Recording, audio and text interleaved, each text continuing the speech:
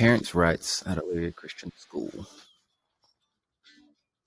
Have you heard of your parental rights? If not, we will discuss a few important rights to be aware of in this presentation. Kansas defines parent as a natural biological parent, an adoptive parent, a person acting as a parent, a legal guardian, an officially appointed education advocate, or a foster parent.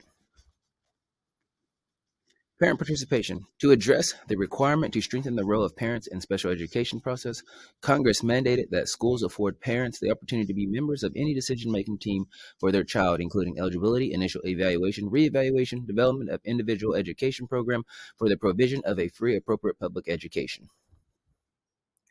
Parent rights to special education notice. To ensure that parents have knowledge about their rights under the special education law, schools are required to provide a copy of the parent rights and special education notice to the parents. Prior written notice. One of the procedure safeguards afforded to parents is the required prior written notice of a certain proposed special education action. This notice must be provided to parents within a reasonable amount of time before the date the school proposes initial change to identification, evaluation, educational placement to their child, or provision of special education and related services to their child. Parent consent. Federal and state statutes and regulations have specific requirements for requesting parent consent. Consent is always to be informed consent. The prior written notice must accompany the request for consent for each proposed special education action. The parent must agree in writing to the action for which his or her consent is sought.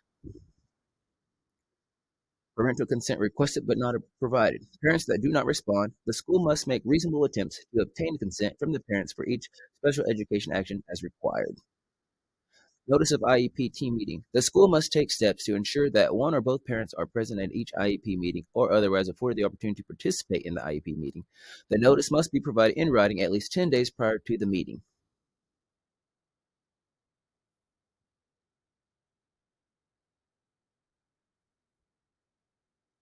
Education advocates. An education advocate, referred to as a surrogate parents in federal law, is appointed to act on behalf of the child when parents are unknown, unavailable, and parental rights have been severed. The state special education statutes and regulations give the Kansas State Board of Education the authority to appoint education advocates to act on the behalf of the child if parents are unknown, unavailable, and parent rights have been severed or relinquished.